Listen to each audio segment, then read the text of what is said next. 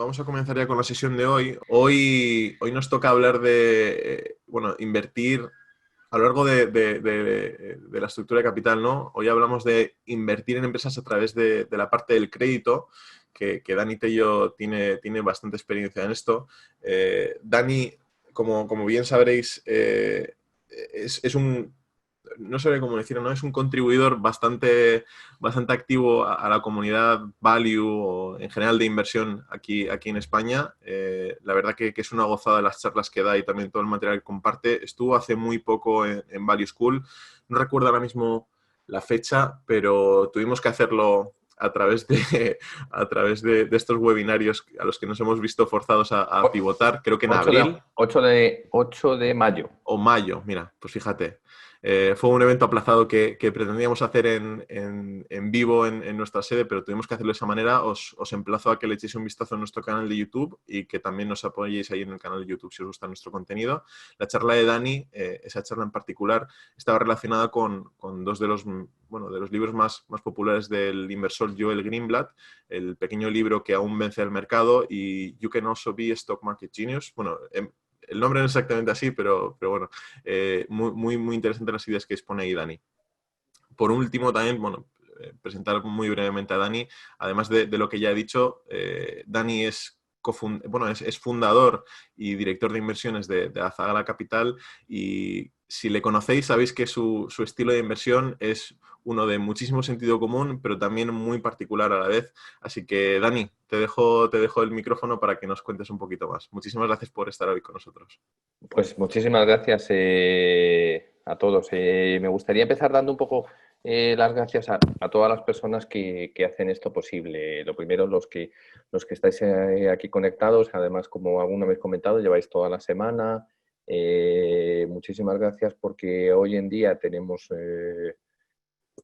muchísimas formas de empezar el día y no siempre todo el mundo decide formarse un viernes a las 10 de la mañana después del confinamiento y la nueva normalidad, que podrían apetecer muchas cosas. Así que muchísimas gracias por estar aquí y enhorabuena por formaros. ¿Y formaros dónde? Pues yo creo que en uno de los mejores sitios y en uno de los proyectos a los que yo más me siento agradecido y además comparto mucho de las cosas que hacen, porque se ve a Andrei, se ve a Luigi, pero hay un gran equipo detrás de Value School que de una manera desinteresada fomenta la participación y el conocimiento y la educación financiera gratuita. Así que mi reconocimiento y mi admiración para Value School.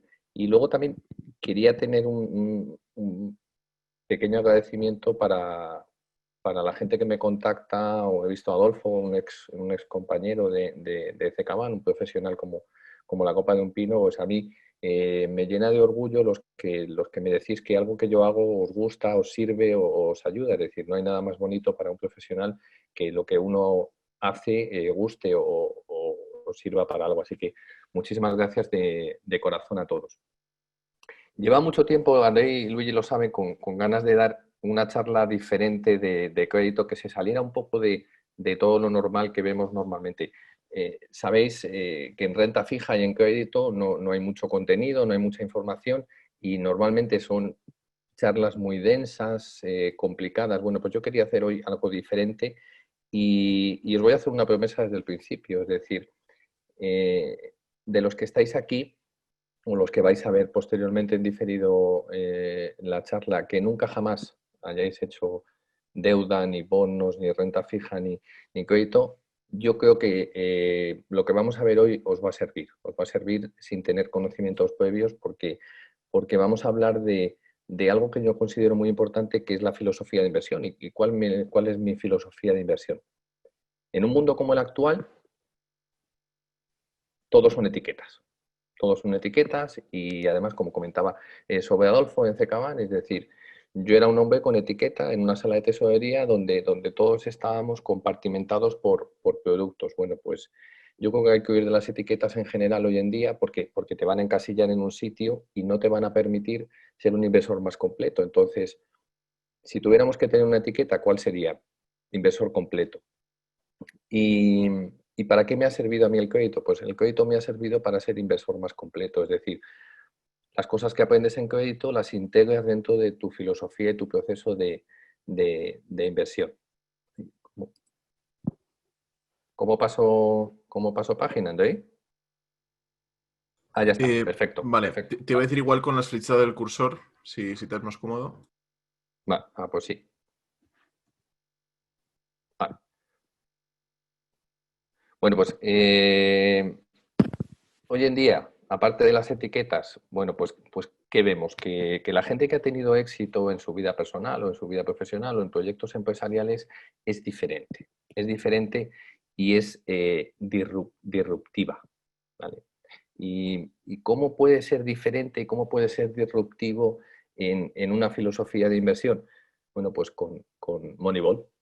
Moneyball, ¿qué es? La búsqueda de un enfoque no convencional en un mundo convencional. Si alguien no ha visto esta película, yo se la recomiendo. El resumen es muy sencillo, es decir, el manager de un equipo de béisbol pequeño intenta hacer cosas diferentes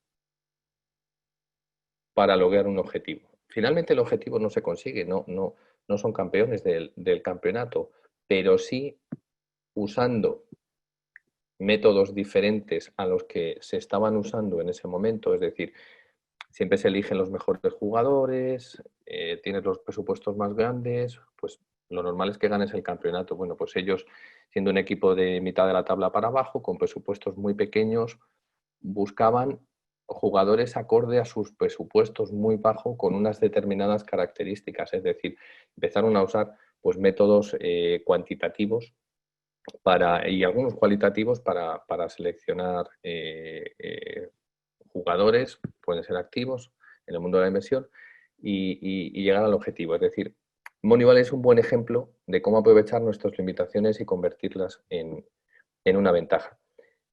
¿Para qué? Para nuestro proceso de inversión, que nuestro objetivo siempre, siempre debe ser obtener el mejor recurso, el mejor retorno de nuestras inversiones. ¿Vale? Pero hay que saber las reglas de juego. Y precisamente en el mundo de la inversión, las limitaciones que tenemos todos como inversores particulares, el tamaño, la falta de recursos y la falta de información, pues Moneyball nos enseña a que esas limitaciones en un primer momento las podamos poner como ventajas competitivas. ¿Por qué? Pues porque ser pequeños nos permite invertir donde otros no pueden. Un particular o un fondo pequeño como el mío, podemos invertir en empresas de 7 millones de euros de capitalización, como Enterprise Diversified. O sea, un fondo grande no va a destinar un analista o un gestor durante 2 meses a analizar una empresa en la que con suerte durante una semana van a poder comprar 5.000 euros o 10.000 euros. Entonces, ese tipo de atributos, es decir, ser pequeño, es verdad que el tamaño para muchas cosas importa, pero en este caso es una ventaja competitiva. Llevarlo a la vida cotidiana. Es decir, estamos en época de cerezas. Se está acabando ya la época de cerezas. Si yo soy un mayorista, tendré que comprar toneladas de cerezas al peso y me llevaré las buenas, las mediocres, las regulares, es decir, pero si soy un inversor particular, si yo solo tengo que comprar cerezas para mi familia, me puedo permitir el lujo de seleccionar a algún compañero, algún amigo, algún agricultor que tiene su propia plantación y él me va a seleccionar las cerezas.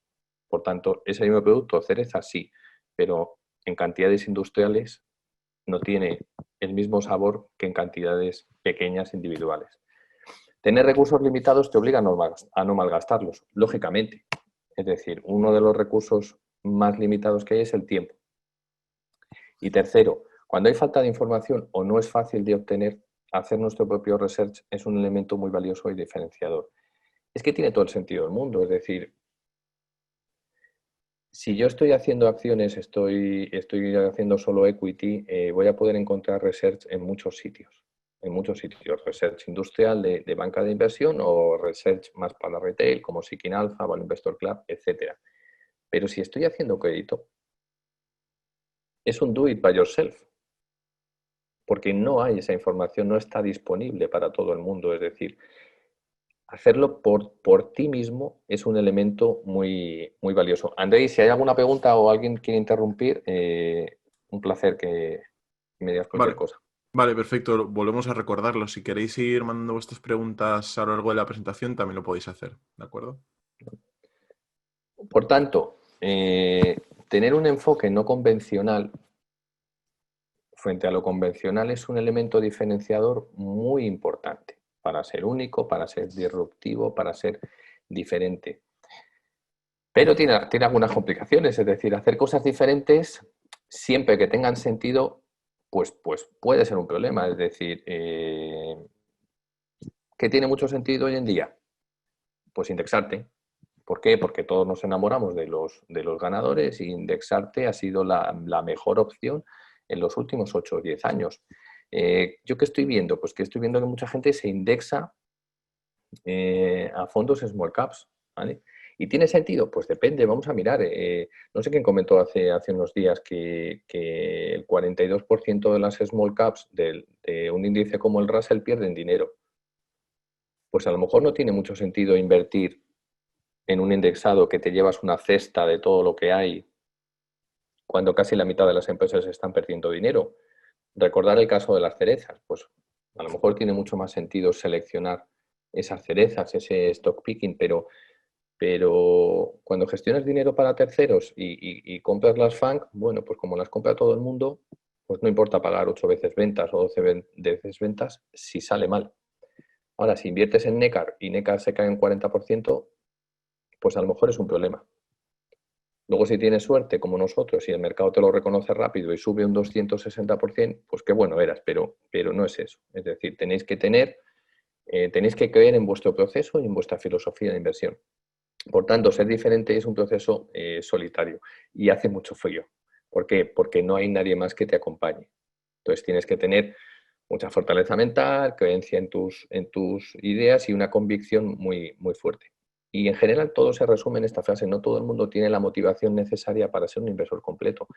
Posiblemente en la vida y en el mundo de la inversión, una de las cualidades más importantes que yo valoro es el carácter. ¿Y qué es el carácter? Bueno, pues el carácter es esa manera de comportarte cuando no te ve nadie. Es decir, cuando estás en soledad, como en el mundo de la inversión. Pero ¿qué ocurre? Creerme que sí que os ve la gente. Si tú haces cosas diferentes y tienen sentido, tienes carácter, al final alguien se fija en ti. Y en la manera en la que te perciben los demás es como consigues ese engagement. Por eso la película me gusta mucho y he traído estas dos fotos donde se ve a Brad Pitt como entrenador de, de, del equipo de béisbol que está solo y además tiene un periodo largo de desierto, de barbecho, donde no salen las cosas y se cuestiona mucho todo lo que hace porque no llegan los resultados, pero sobre todo porque hace algo diferente. Luego es más fácil, cuando llegan los resultados es mucho más sencillo. Y en el mundo de la inversión, para mí, ¿cómo se puede ser diferente? Bueno, pues invirtiendo en empresas desde un punto de vista de crédito, centrado en tres variables, el cash flow, la liquidez y la estructura de capital. Pero recordar que esto es un proceso de inversión, es una filosofía de inversión que nos debe llevar a ser cada vez inversores más completos y no ceñirnos solo a acciones, sino poder hacer en un momento determinado, cuando ya hemos conocido la empresa, hemos conocido su modelo de negocio, la fortaleza de su balance, si genera free cash flow o genera EBITDA, y cómo es su situación de liquidez, cuando llegamos a su estructura de capital, nos va a permitir arbitrar instrumentos de capital y elegir aquel instrumento o aquel activo donde vamos a poder invertir siempre sin perder de vista nuestra relación rentabilidad ajustada al riesgo. Empezamos por el cash flow, es decir, y os hablo de EBITDA. ¿Por qué? Porque el EBITDA es la métrica más usada en el mercado y si estamos hablando de crédito, pues todo el mundo habla de EBITDA, pero eso no significa que sea la mejor métrica.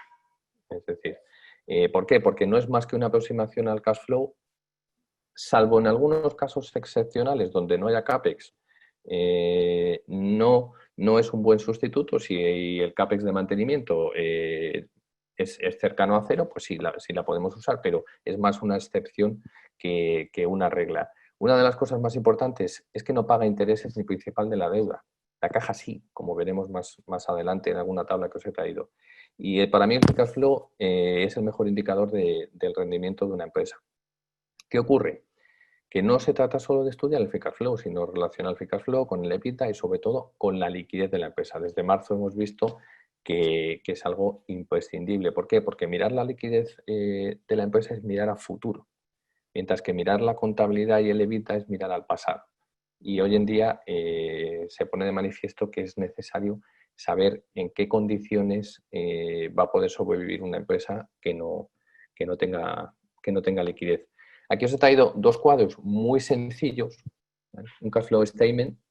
Al final buscamos algo parecido a esta cifra, es decir, después de pagar absolutamente todo, ¿cuánto dinero se queda en la empresa? ¿Para qué? Pues para que la empresa decida qué hacer con él. ¿Y qué puede decidir? Pues recomprar acciones, recomprar deuda, dar dividendos, hacer M&A, es decir, cuánto dinero se queda en la empresa después de pagar absolutamente todo. Y esta es una tabla muy sencilla que yo no la veo en muchísimas tesis y no se comenta, y es una tabla muy sencilla que te permite manejar el EBITDA con una serie de pagos que hay que hacer y con su situación de deuda o de caja neta. Es decir, yo recomiendo que en ejercicios como este, que es muy difícil calcular el EBITDA, no sabes cuánto va a vender las empresas, si han estado 1 o 2 meses cerrados, no sabes cómo va a evolucionar las cifras de aquí a final de año, las empresas no te dan guidance.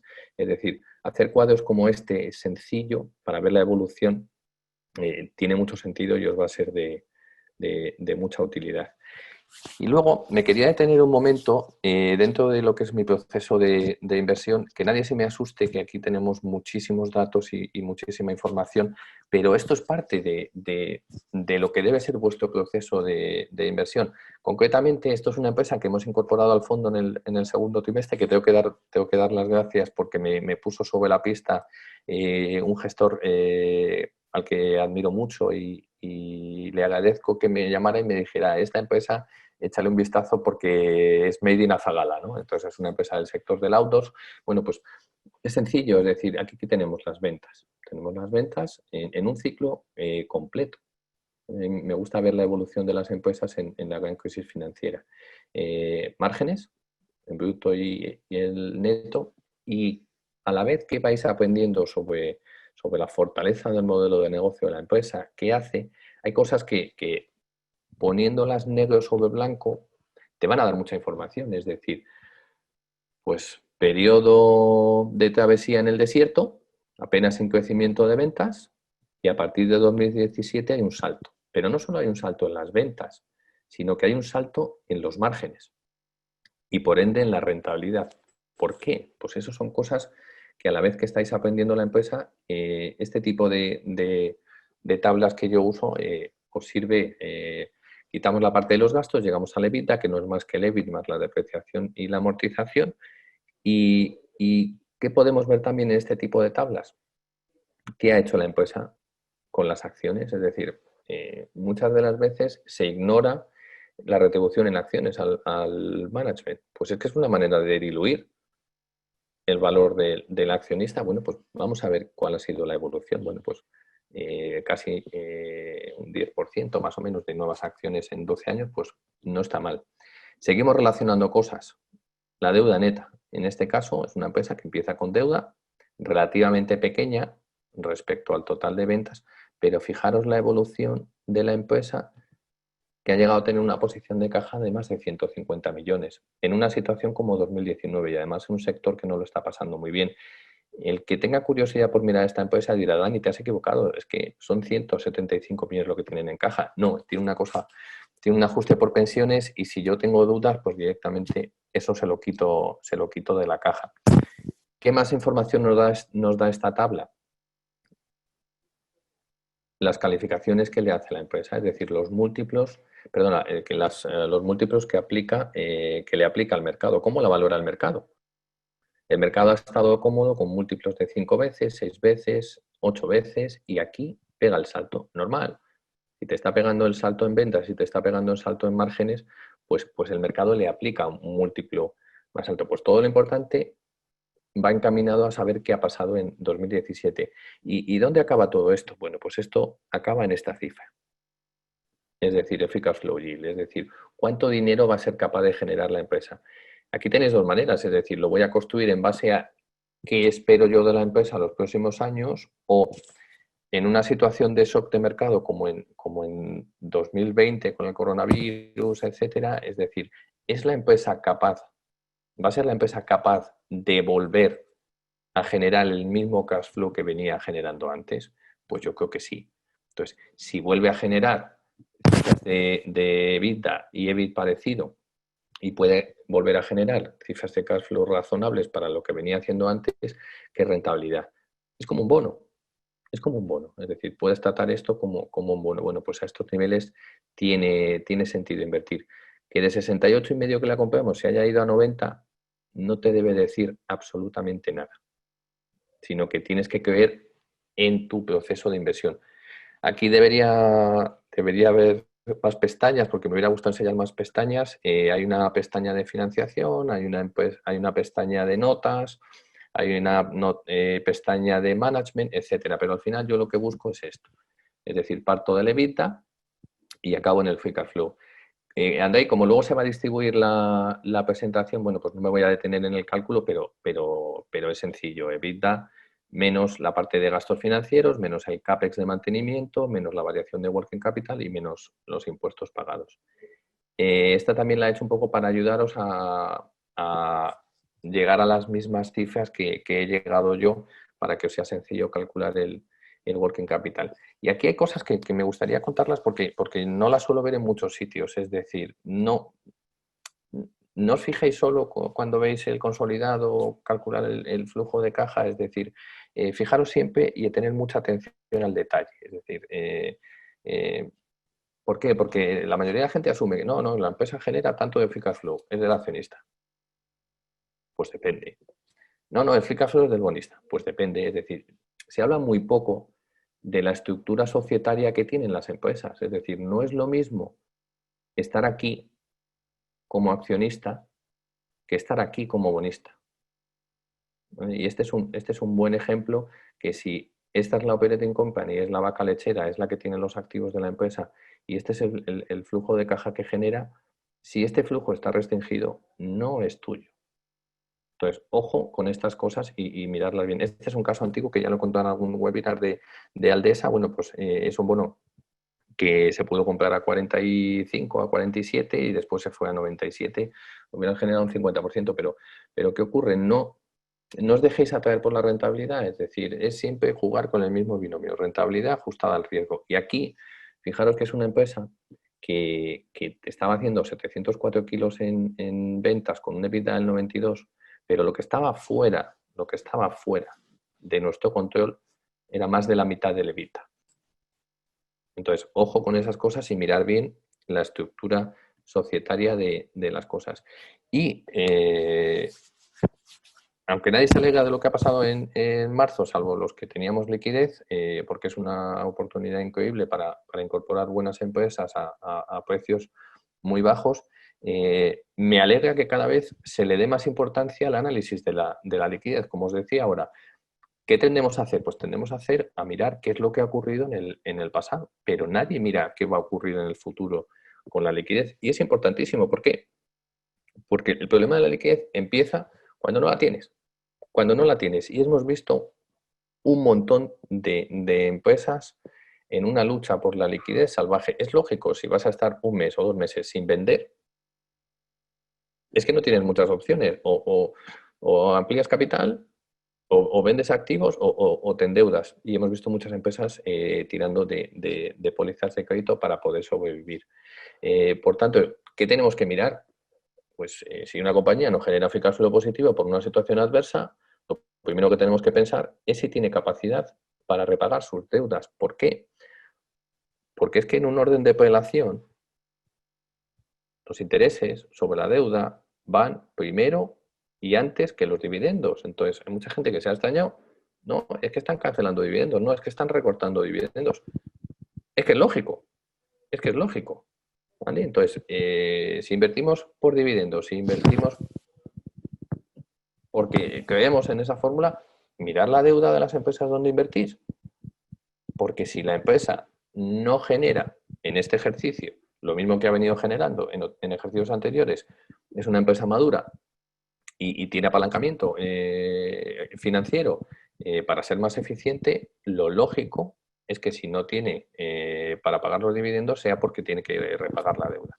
Por tanto, siempre Perdona, tienes... Dani, te interrumpo Sí, solo un segundo. sí. ¿Puedes alejarte un pelín el micro de la camisa? Ah, Porque sí. está rozando ahí un pelín.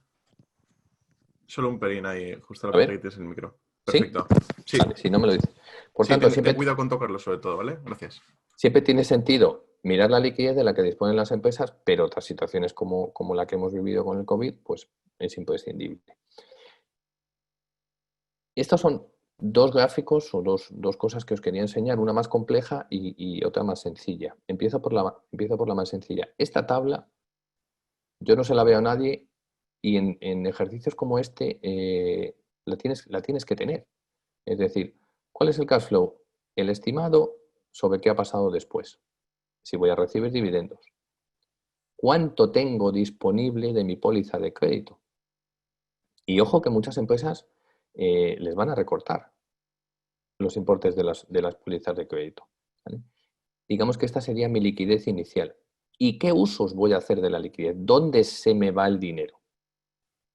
Pues sí, si lógicamente tengo problemas y me saltan los covenant o voy a generar menos evita, pues lo lógico es que me suban los intereses de las pólizas de crédito. Segundo, tengo que repagar lo que vence en el ejercicio. Esto es sagrado, porque si no repago lo que me vence en el ejercicio, puedo entrar en una situación de default y me pueden exigir de golpe toda la deuda. Eso es un game over. Tercero, la cifra de CAPEX. Si yo quiero seguir manteniendo la empresa abierta, tengo que destinar una parte de CAPEX, de mantenimiento, aunque sea. Por tanto, siempre tengo que tener en cuenta fuentes de la liquidez y uso o destino de la liquidez. Y aunque esto es antiguo, es decir, toda la charla está basada en un documento que para mí es una joya de Citibank. Si alguien lo quiere, que me ponga un email y yo lo comparto con ellos. Es decir, hay que ver fuentes de la liquidez y usos de la liquidez. Porque fijaros que en un planteamiento inicial podemos tener esto y al final esto es bastante realista. Y en general, mirar siempre a la hora de invertir de una manera muy completa.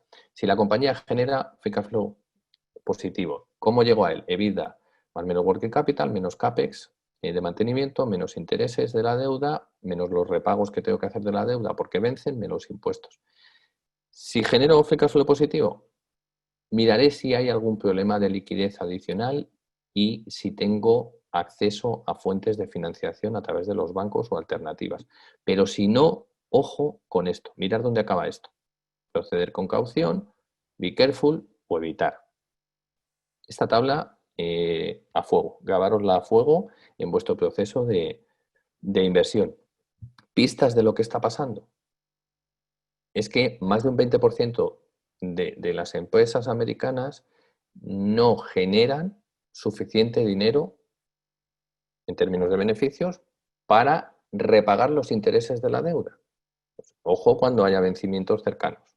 ¿Vale? Esto acaba siempre de la misma manera, que es en una dilución para el accionista, ampliando capital. Entonces, fijaros siempre, cuando lleguéis al final del proceso, en qué tiene sentido invertir. ¿Cómo se mira la liquidez? Bueno, pues un vistazo rápido. Bueno, pues vemos las emisiones a corto plazo, las emisiones a largo plazo, las líneas de crédito y un esquema de vencimientos. Amadeus es un buen ejemplo de cómo mirar la liquidez. Y quería acabar con la estructura de capital. ¿Por qué? Dani, si me permites, te voy a Sí. introducir una pregunta del público que Mm. nos la manda Luis Rodríguez porque está relacionada con esto. Luis comenta, mucha gente considera que la inversión en renta fija, bueno, que la inversión en renta fija como una estrategia menos efectiva que la inversión en acciones, en el sentido de que el upside está limitado al cobro de intereses y devolución del capital, mientras que el downside es mayor en caso de quiebra.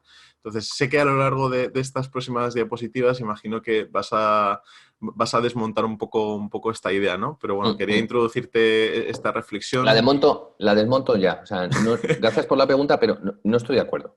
O sea, y Vale. además vamos a ver ahora un caso, es decir, eh, El objetivo de esta charla, o yo con lo que me iría feliz de esta charla, es que no penséis en la inversión como algo para etiquetaros. Es decir, no, es que yo solo invierto en renta fija, no, yo es que solo invierto en renta variable. No, mi proceso de inversión tiene que ser lo más completo posible y una vez que yo llegue al final, decidiré en qué activo estoy más protegido y tengo más rentabilidad. Es decir, en cuáles de los activos tengo menos a perder y más a ganar. Y precisamente en la renta fija, como vamos a ver el caso de Royal Hall, los que perdieron todo fueron los accionistas y venían de hacer un 1000%, y los tenedores de deuda senior tuvieron un recovery value del 70% y cupones muy altos, con lo que gente que estuvo varios años con los bonos, encima le sacó pasta. Entonces, y para desmontar también un poco eso, es decir, están los convertibles. Es decir, Amadeus hace unos meses emitió un convertible cuando la acción estaba a 39, el strike del convertible a 54,50. Es un caso curioso, es decir, ¿por qué? Porque te pagan un 1,5% anual de cupón eh, por una opción, por una call que va a entrar en dinero posiblemente. Si te crees que no se va a acabar el mundo y que Amadeus volverá a ganar lo mismo que venía ganando en 2018-2019, que eran 1.100, 1.200 kilos de free cash flow. Entonces, te llevas el 1,5, te pagan por comprar una opción, ojo, te pagan por comprar una opción y además te llevas el upside de 54,50 hacia adelante. Por tanto, en general, mirar las cosas, mirar la estructura de capital, o sea, es clave conocer los diferentes instrumentos de capital de una empresa para elegir el activo en el que optimicemos nuestra inversión. Por ejemplo, me gusta esta empresa, pero cotiza muy cara. Mira los bonos. Si la acción cotiza muy cara porque es muy buen negocio, mira los bonos. Mira los bonos que en momentos como marzo, abril, mayo han sido récord de emisión de empresas con muy buenos negocios y te está llevando una rentabilidad estupenda por estar encima más protegido del downside de la acción. Otro comentario, lo veo mucho, esta empresa es no invertible porque tiene deuda. ¿Sabes cuál es la estructura de su deuda y qué activos la garantizan? Bueno, pues mirar las empresas de una manera de crédito nos permite saber, por ejemplo, esta que os he puesto de ejemplo, que tiene una línea de crédito de 75 millones y la concesión de la línea de crédito prohíbe endeudamiento adicional. Pues es genial, porque sé que no voy a sufrir. La empresa va camino de una ampliación de capital. ¿Sabes que los bonistas se verán recompensados en detrimento de los accionistas? Hay muy buenos negocios, cerveceras, tabaqueras, o, por ejemplo, las empresas de cruceros. Es un negocio buenísimo, pues han emitido bonos, han tenido que emitir bonos por encima del 11% y encima te han tenido que dar garantías adicionales con barcos y en algunos casos islas. Yo no digo que invirtáis en eso, pero digo que lo miréis y ver si tiene sentido, porque estoy viendo gente que está entrando en el equity de las empresas de cruceros y es posible que si las cosas no salen perfectamente, vayan de camino a una ampliación de capital. Si hay un segundo rebote, si quema mucha más caja, si la empresa se descapitaliza, si los bancos te piden garantías adicionales, pues estás mucho más protegido en los bonos si realmente te gusta. Por tanto, tiene todo el sentido invertir en deuda de una empresa si estás más protegido, como en el caso de las empresas de cruceros, y sus márgenes van a sufrir penalizando el retorno al accionista. Pues es que tiene sentido, es decir, si a mí tener los cruceros parados me cuesta 1.000 kilos al mes de caja, pues voy a sacar cruceros a $600 y antes costaban 2.000. ¿Por qué? Para sacar los barcos y empezar a recuperar dinero y no quemar tanta caja. Pues al final, si tengo menos márgenes, tengo menos beneficio, tengo más deuda, tengo que pagar los intereses, pues ¿qué le va a quedar al accionista? Y ya por acabar, la estructura de capital y la subordinación. Cuando miréis una empresa, no solo mirar el holding, mirar toda la estructura de capital y saber, perdón, y tenéis que saber en qué punto estáis. ¿Vale? Porque normalmente todo el mundo entra al equity y está siempre abajo. Abajo. Y es normalmente el que tiene más riesgo. La estructura de capital y la subordinación un poco lo que os comentaba antes, por eso os quería traer estos dos ejemplos, es decir, la operating company es la que genera el dinero suficiente porque tiene los activos para que la holding company pueda pagar la deuda. Es decir, no es lo mismo estar aquí que estar aquí.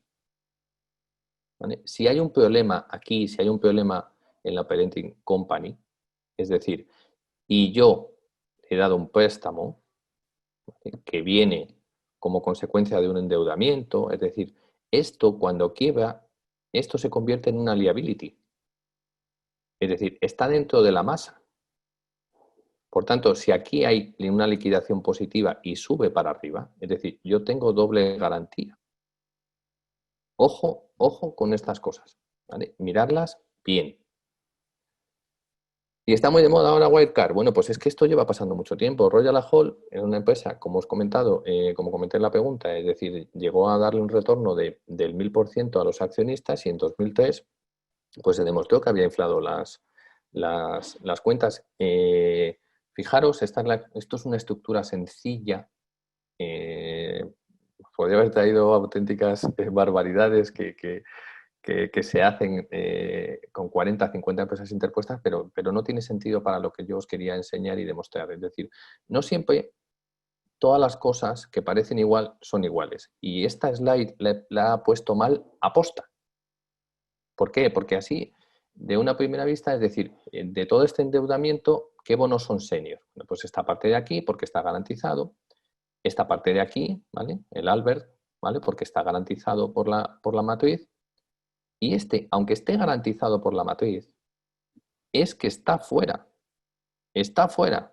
Acordaros el caso que os he puesto antes de la diferencia entre Operating Company y Holding Company. Ese bono no está en la Operating Company, está en el Holding. O sea, esto no debería estar aquí.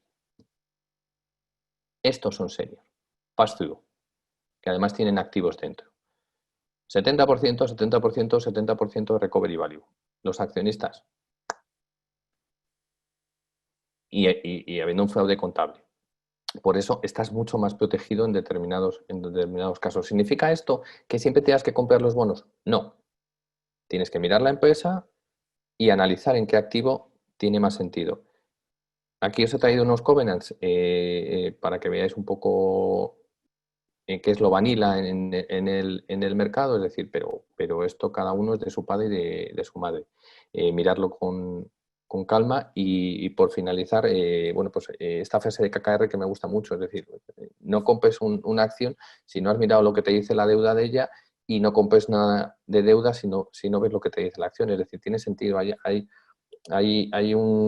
varios research donde relacionan la rentabilidad de las acciones con la rentabilidad y el precio de los bonos y al final bonos que lo están pasando mal, la acción lo está pasando mal, ¿vale? Y por último, me gustaría deciros una cosa muy rápida para que podáis hacer preguntas, es decir, mirad el mundo de la inversión como miraba Walt Disney su proceso creativo.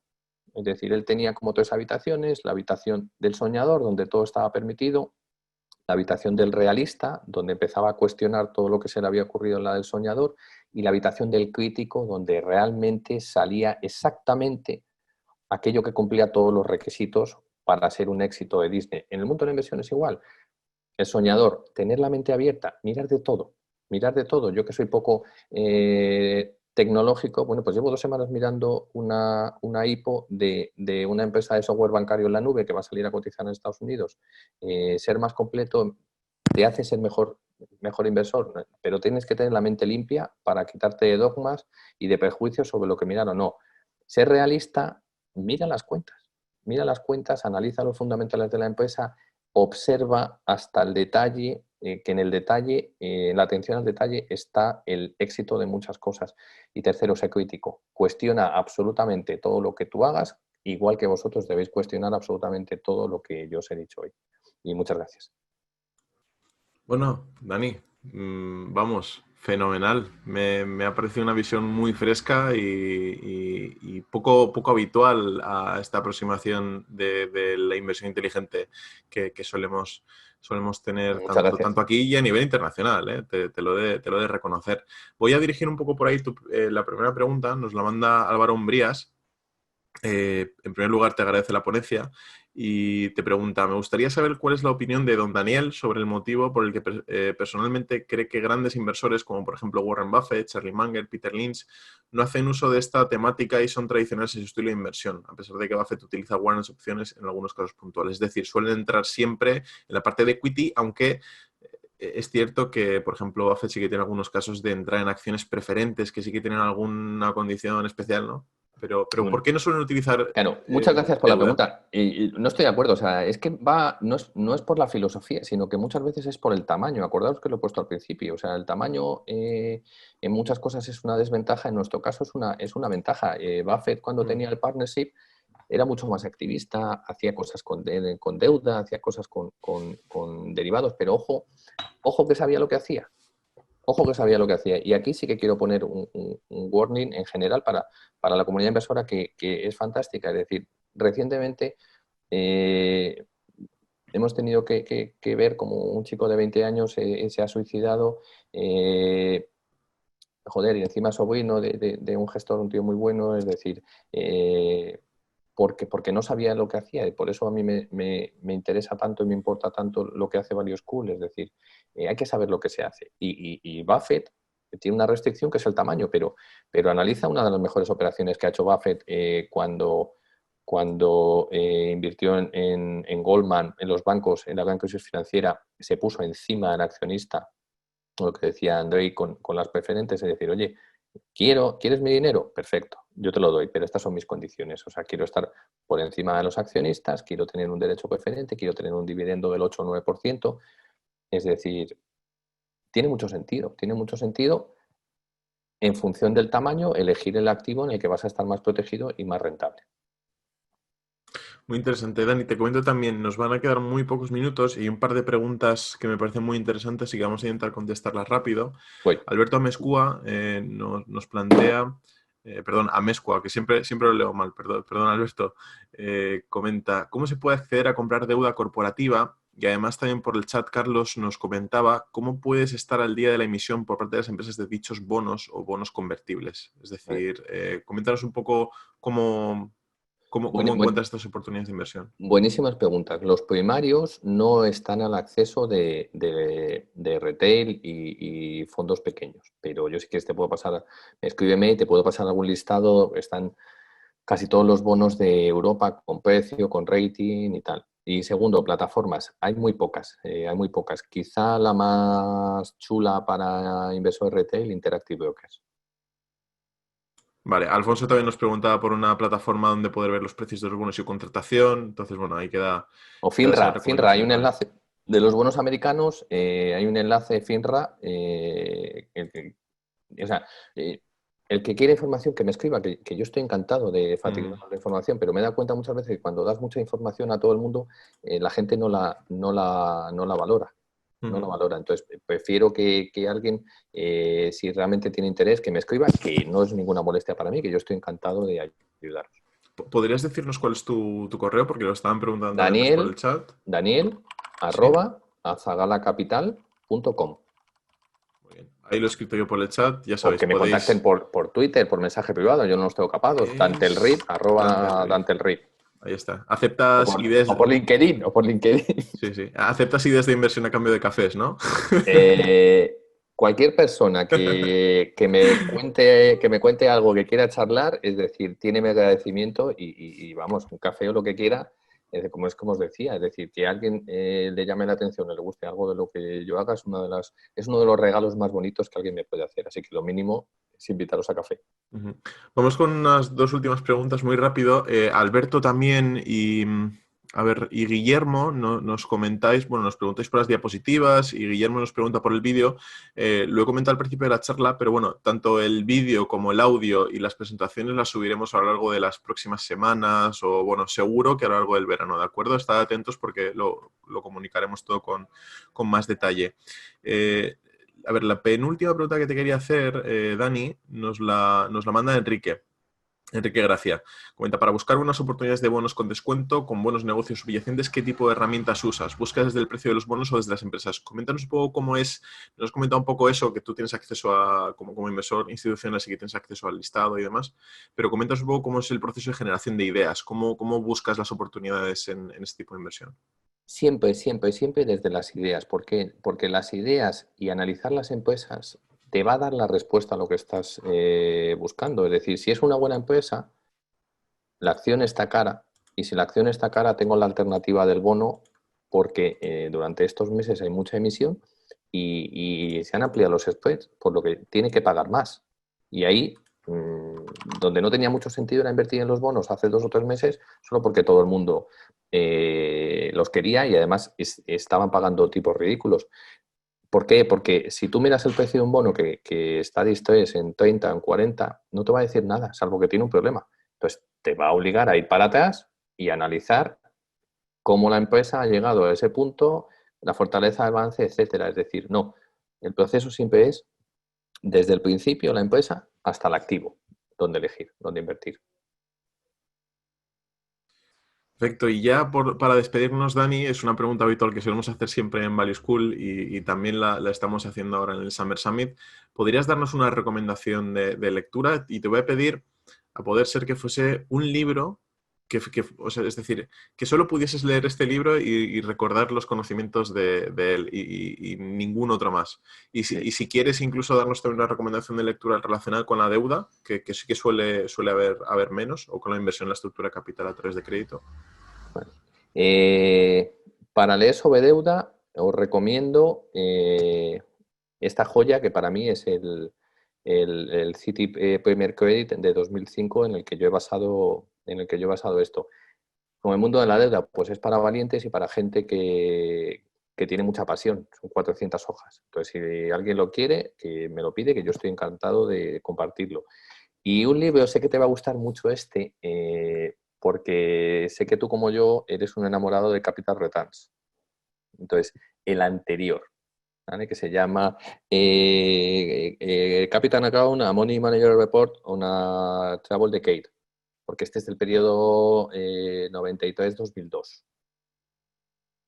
Es un libro muy bueno, muy Estoy bueno. intentando buscarlo, pero es que no encuentro el enlace ahora mismo Es en que es un Amazon, libro pero muy difícil de conseguir, sí, muy difícil de conseguir, pero sí. eh, yo te lo enviaré. Vale, a ver, voy a dejar el libro. Es que nos preguntan por el chat por el título del libro, pero es que fijaos que aunque Es, es, os voy a dejar el eh, enlace, pero es que es, pone que son 1.300 euros. O sea que, sí, sí, bueno, ahí os dejo el enlace. Pero es muy interesante. De hecho, comentar también, lo hemos comentado, han sido varias las menciones al libro Capital Returns y por suerte lo vamos a tener ya claro. disponible, traducido en español muy pronto. Lo vamos a publicar, esperamos que a finales de este año. No podemos dar una fecha concreta, ya sabéis además cómo va el tema de las fechas concretas con estas circunstancias que estamos viviendo, ¿no? Pero es un libro muy, muy interesante, la verdad.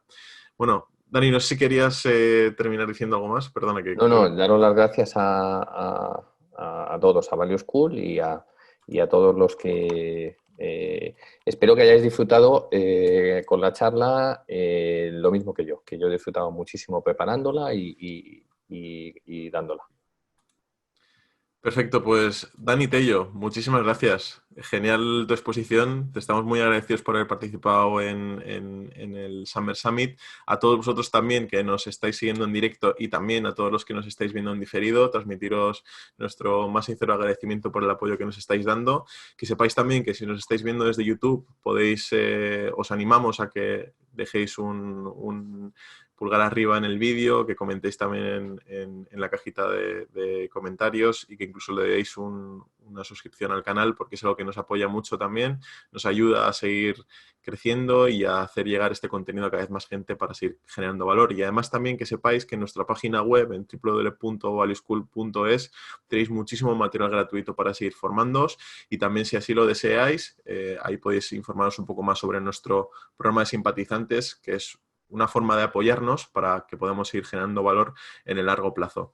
Nada más, yo me despido ya con esta sesión. De nuevo, como comentaba al principio de esta sesión, es el último de nuestros días aquí en el Summer Summit, así que si por lo que sea no nos volvemos a ver, ha sido un placer, muy agradecido por todo vuestro apoyo y por todos aquellos que nos estáis siguiendo. Que sepáis que ahora vamos justo, nada, vamos a cerrar esta sesión y vamos a lanzar ya la siguiente, que va a ser con Luis Torras de Gesiuris AM. Bueno, sabéis que Luis Torras es analista también en los fondos de Koala y de Panda Agriculture y Japan Deep Value, titulada Política Monetaria, Crédito e Inversión. Así que no os la perdáis. Dani Tello, muchísimas gracias. Gracias a vosotros. Placer. Un saludo.